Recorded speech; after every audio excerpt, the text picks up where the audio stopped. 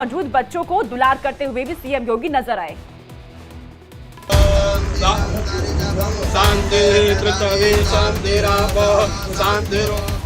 मां विंध्यवासिनी के धाम में योगी की शक्ति साधना। मिर्जापुर दौरे पर पहुंचे सीएम योगी सबसे पहले विंध्यवासिनी धाम में मत्था टेकने पहुंचे। माता के दरबार में दर्शन और पूजा अर्चना की।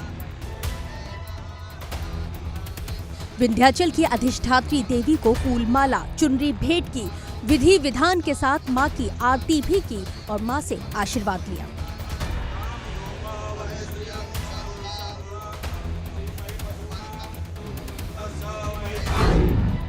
मां विंध्यवासिनी के दर्शन के बाद सीएम योगी ने धाम में विकास कार्यों का जायजा लिया। पक्का घाट पहुंचकर वहां आए श्रद्धालुओं से बातचीत की। इस दौरान एक बार फिर योगी का बाल प्रेम दिखाई दिया। बाबा ने नन्हे बच्चों को दुलार किया, उन्हें चॉकलेट भी बांटी। इतना ही नहीं, एक बच्चे को तो उन्होंने गोद में उठाया, उसे चॉकलेट दी। बच्चा रो रहा था तो सीएम योगी ने उसे चुप कराने की भी पूरी कोशिश की।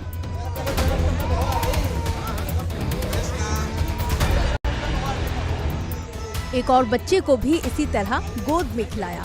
सीएम योगी को अपने बीच देखकर श्रद्धालु भी काफी खुश हुए।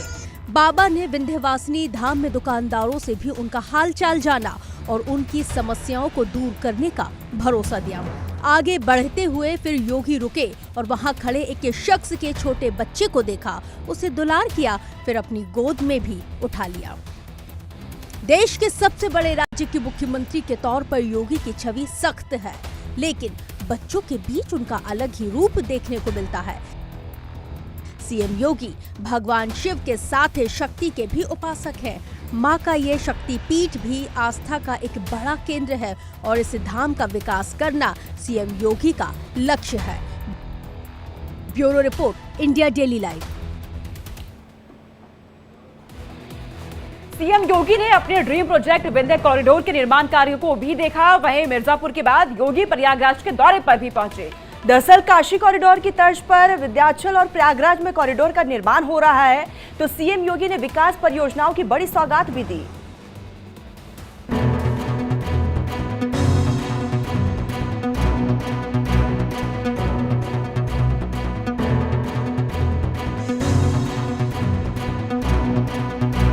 मिर्जापुर दौरे पर योगी आदित्यनाथ ने विंध्य कॉरिडोर के मॉडल का भी निरीक्षण किया। इस दौरान डीएम प्रियंका निरंजन ने निर्माण कार्यों की जानकारी दी। वहीं सीएम ने अधिकारियों को 1 महीने के अंदर कार्य पूरा करने के निर्देश दिए हैं। दरअसल आदि शक्ति के इस दरबार में दूर दूर से श्रद्धालु दर्शन के लिए आते हैं। ऐसे में श्रद्धालुओं को सुविधाओं के साथ धार्मिक पर्यटन को बढ़ावा देना योगी सरकार का मिशन है। याद करिए, महालक्ष्मी, महासरस्वती और महाकाली के रूप में हम सबको जीवन के समग्र कथा का दर्शन कराता है, हम सबको एक नई प्रेरणा प्रदान करता है और नारी शक्ति के प्रति यह श्रद्धा और सम्मान का भाव हम सबके मन में सदैव बना रहे। इसी के लिए मां विंध्यवासिनी धाम में इस अच्छे कॉरिडोर का निर्माण कार्य कराया जा रहा है। करोड़ों हिंदुओं का आस्था का केंद्र है मां विंध्यवासिनी धाम, जिसका स्वरूप अब बदल रहा है। बेहतर कनेक्टिविटी, मंदिर के आसपास सौंदर्यीकरण से श्रद्धालुओं की संख्या बढ़ती जा रही है। आप अनुमान करिए, पहले 35 लाख लोग पूरे वर्ष भर में आते थे, आज एक दिन में आ रहे हैं दर्शन करने के लिए। ये चीजें दिखाती हैं सुविधाएं मिलनी चाहिए। विंध्याचल ही नहीं, संगम नगरी प्रयागराज का भी कायाकल्प किया जा रहा है। काशी विश्वनाथ परिसर की तरह अक्षयवट कॉरिडोर का निर्माण होगा। 4 भव्य प्रवेश द्वार और 4 निकास द्वार बनेंगे। अक्षयवट का चबूतरा राजस्थान के पत्थरों और गुजरात के विशेष टाइल्स से बनेगा। अक्षयवट से हनुमान मंदिर के लिए विशेष गलियारा बनेगा। हनुमान मंदिर और शंकर विमान मंडपम मंदिर को एक परिसर में रखा जाएगा।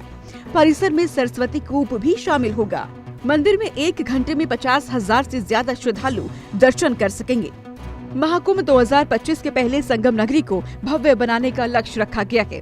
2025 में फिर से प्रयागराज में महाकुंभ का आयोजन होगा और भाइयों बहनों, महाकुंभ के आयोजन की शुरुआत पहले हम कर चुके हैं।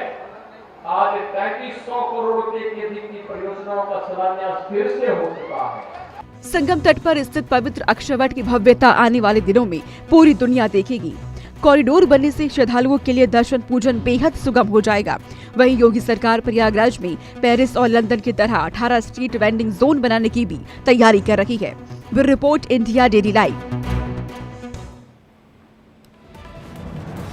समाजवादी पार्टी के अध्यक्ष अखिलेश यादव एक बार फिर से साइकिल पर आ गए हैं और लखनऊ में उन्होंने समाजवादी पीडीए यात्रा निकाली। अखिलेश की कोशिश लोकसभा चुनाव से पहले यात्रा के जरिए वोटर्स तक पहुंच बनाने की है। हालांकि बीजेपी को ऐसा नहीं लगता है।